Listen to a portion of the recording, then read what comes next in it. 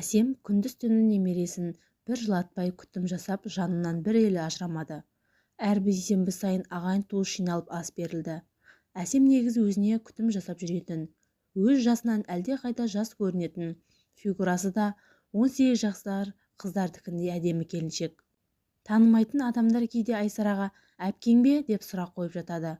Немересіне бауыр басып, бұл үй мен үйдің адамдарына үйренісе бастады. Әйтсе де өз үйіне қайтуға асығып күн санап жүр. Өз шаңырағына оралуға аз ғана күн қалғанына қуанып мәз болып жүрді. Мінекей көзді ашып жұмғанша бір айға жуық уақыт зуылдап өте шықты. Айсара енесінің 40 күндік асына дайындалып жүр. Күн сайын базар аралап үйіне кеш түскенде келеді. Үйінің перделерін жаңартпақ болып тігіншіге пердеге тапсырыс берді. Кешкі астан соң жолдас екеуі перделерді алып келуге қаланың шет жағындағы ауылға кетті.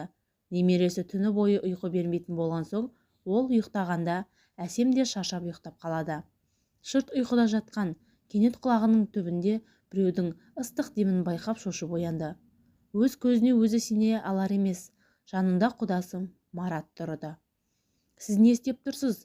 Деніңіз дұрыс па?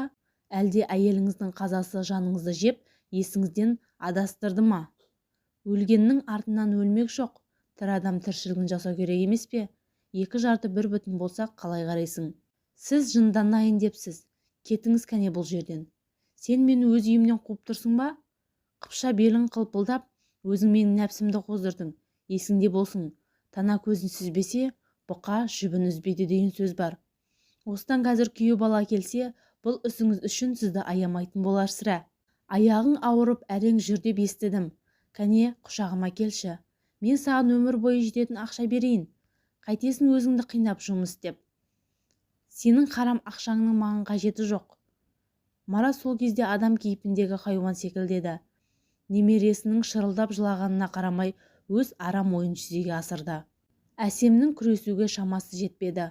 Осылай жесір құдағи өз құдасынан қорлық көрді. Еңкілдеп жылап өзін тоқтата алар емес. Қызы келсе болды, оны дереу күйеуінен ажыратып, бүкіл денесімен қосып мына үйден алып кетпек болды. Осыдан қазір қызым келсін, бұл үйде оны бір секундқа қалдырмаймын. Ұятсыз, алжыған шал. Мейлі алып кете бер. Одан менің ештеңем кетпейді. Менің неше күндік өмірім қалды дейсің. Бір күнде өлемін де қаламын. Балам басқа қатын табылар. Ал сенің қызыңа не болады? Болашақта дәл сен секілді қорғансыз болып, біреуден жәбір көрмесіне кім кепіл? Мен келінге ризамын. Оған еш зиян келтірмеймін, уайымдама. Бұл жөнінде біреуге жақ ашсаң, қиналатын тек қызың ғана. Ең алдымен сүйіктісімен ажырасуға мәжбүр болады. Тым құрыса, мына балаңды аясаңшы құдағи. Әкесі бола тұра тірі жетім болып жүреді ме? Алла жазаңды берсін сенің. Неменеге сонша долданасың? Күйеуге өтпей қалатындай жас қыз емессің ғой. Аузыңды жап, әйтпесе сені бауыздап тастаймын. Қарғыс атсын сені.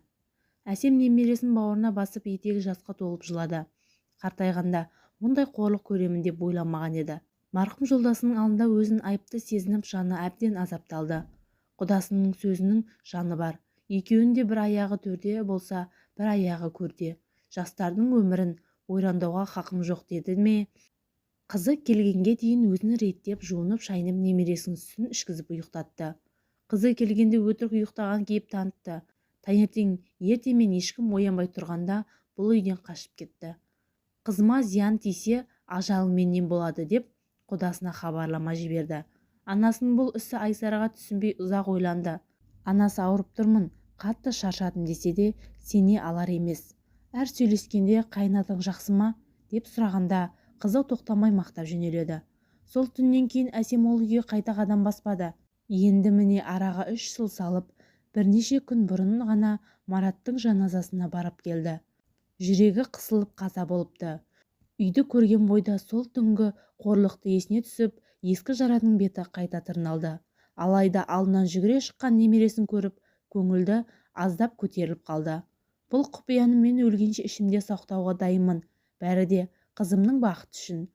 Оны мен кешірмесем де Алла кешірсін, дейді. Құдаға жарамасам да алтындай күйеу балдарым бар.